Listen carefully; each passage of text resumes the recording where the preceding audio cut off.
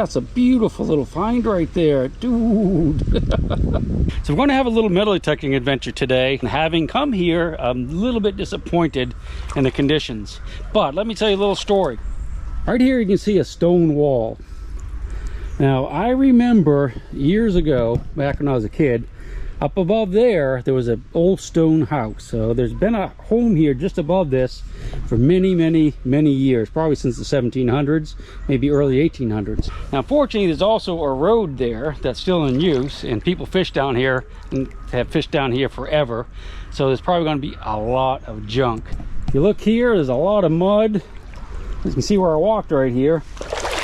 You know, it's really black, but there's some good bedrock here, so we might be able to get a target or two out of here.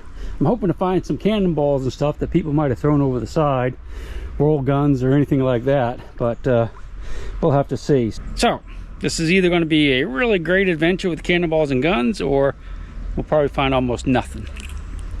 I'll let you know in a minute. Taking a little piece of iron right there and have a look over, and look, here's an old phone case. I don't think there's a phone in it, but isn't that weird? So this is the first target. I have no idea what it is or how old it is. When I first found it, looked almost like a candle holder, like the camp candle holder, but obviously isn't. Got a piece of pipe coming down there that's hollow, is crimped off, and threads in there, so that obviously went onto something probably automobile related, considering how close we are to the road. But really a great sounding target. Well, this is pretty awesome. It's got my heart a pumping. Handle's in perfect condition. This could easily be from the Civil War era, 1800s. Well, it probably is from the 1800s, but that's a beautiful little find right there, dude. I'm so happy. That's the third thing I've dug. That's a really cool find. That made my hunt right there. I have a little squeaker I'm digging up down there, but you know, going around my pinpointer. And I just found this. It's not what I heard, I don't believe, but this is a really old piece of iron. That's hand forged. Looks like it's broken off right there. I don't know. It's almost like some type of tying for something, like a super heavy duty pitchfork type thingy, but it may not be. Definitely hand forged though. Not bad. I'll go get that squeaker and I'll let you know what it is. If it's not a piece of can, which is basically what I'm finding so far. So this was the little mid-tone signal I had. That's a pull tab. And I get a lot of stuff like this, little screws and little square nails. So we'll keep going. Don't give up yet. So I've been looking around probably for an hour. I'm not coming up with a whole lot of old stuff, except for nails, like square nails and stuff. But I just dug a homemade sinker. This is something that, you know, was not poured into a mold, so it could date back, well, 1700s, 1800s, actually, you know, up into the 1900s even. But that's a pretty good sign. I mean, we might find some more of these, and I do like finding them. So we'll look around. Brought a little bit further. I've mostly been just metal detecting up close to the bank there, close to that stone wall. So maybe we'll do better a little further out in the river. Now this is a weird piece of iron. I don't think it's too terribly old. It could be 100 years, but no idea what it goes to. I guess it probably had a bolt that went through there, and those like little standoff thingies, I guess, but I've never seen anything quite like it. It looks like it has little feet on it. Kind of weird. So I came back to the boat because I was going to take off and go to different places. I'm not finding much. And of course, right when I get to it, I find a nice pocket knife. This is an old style too. This could easily, you see a nice wood handle on there. So this could date, this could easily date into the 1800s. Probably does too. All right, I'll look around just a little bit more. And then we're gonna go to a different spot. Give me about another 10 here. It's a strange little thing I just dug. I think it's pot metal, so it's not very old, but looks almost like a shield in the middle. I have no idea what that might be. I'm sure some of you guys know. Sounded good. You know, that pocket knife I found, and probably that fork too, I suspect that I was hearing, you know, the squeakers I was hearing was actually different things, because in the same hole I found the pocket knife, I found a big piece of aluminum. So I think the iron things I just found kind of accidentally with the pinpointer. Probably loaded with pocket knives in here. So I was almost back at the boat again. I was getting ready to leave. I found something pretty cool. This is a sinker that's made out of a Civil War bullet. That's a mini ball right there. You can see it's got the base that goes up in there, the conical base, and you can see the rings on it. They flattened it out, punched a hole in the tip right there, and made a fishing sinker out of it, you know, a fishing weight. All right, so let's look around just a little bit more right here. Maybe we can find one or two more of these. And a couple belt buckles. When I first found this thing, I thought this might be like the end of a musket or something, because it looks almost like a sight right there. But it's definitely not. If you look, it's really crudely made though. Much wider on one side than the other. It's made out of iron. I don't know if it's cast iron or not, but it's definitely something weird. I'm gonna go ahead and save it just in case. I mean, I don't, if that is a sight, it's kind of like off to the side, so not real hopeful about it. This is the top too, like an old cooking utensil of some sort.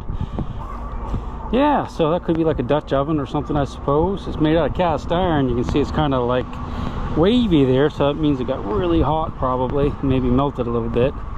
Pretty sure that's what it is. So I just found the lead solder out of a tin can. This is how they used to put the cans together back in like the mid to latter part of the 1800s, maybe 1870s or 80s.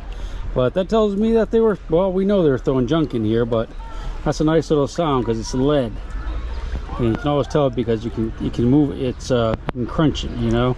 Well, not crunch it, but hey, look, I just found a little knee buckle. It's lead solder out of a can. I'm gonna go ahead and head out of here. I've been looking around for a couple more hours, haven't really found much. I'll show you at home what we found today. Not a whole lot, but a couple interesting things that we wouldn't normally find. All right, let's go home.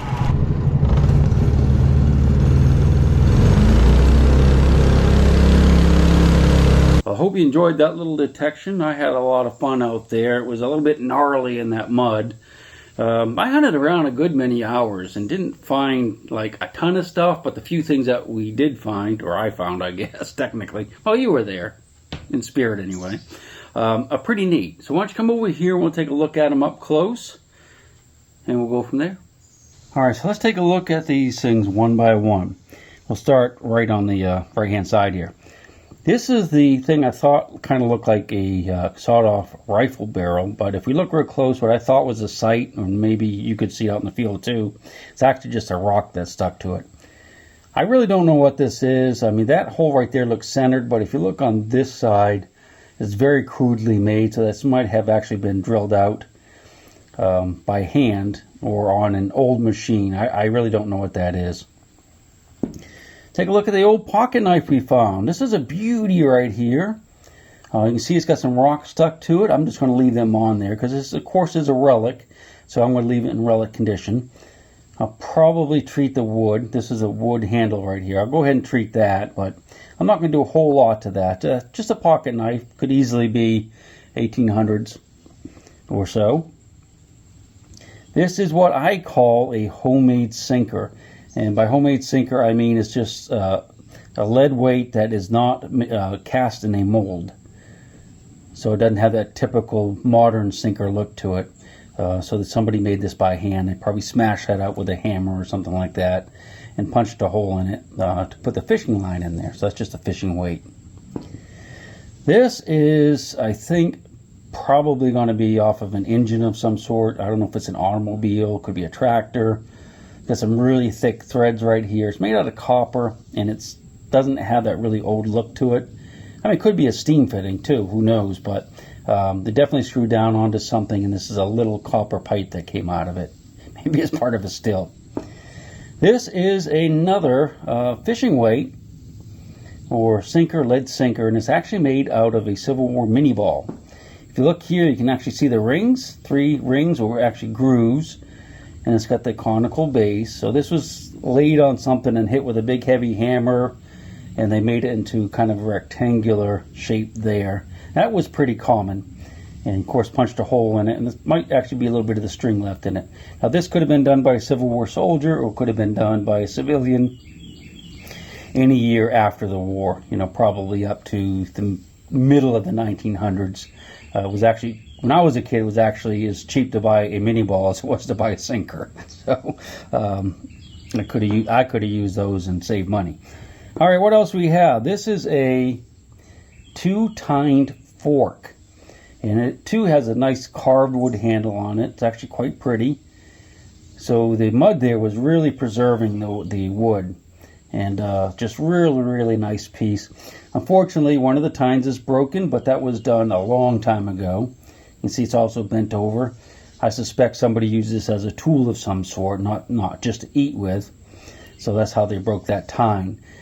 This is the very common type of fork that they used to use from the 1700s up through the middle of the 1800s. It didn't have a whole bunch of tines, it just had the two, so you could kind of skewer things and eat it. So this is a nice old fork. This little round piece here is the lead solder off of a tinned can.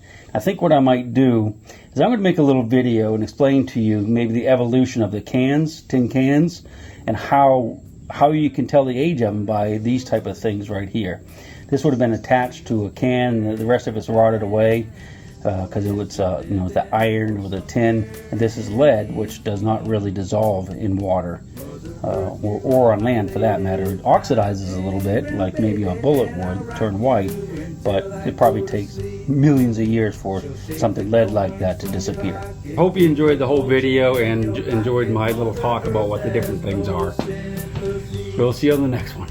Take the ring from your hand and bury it in the sand and keep it for eternity.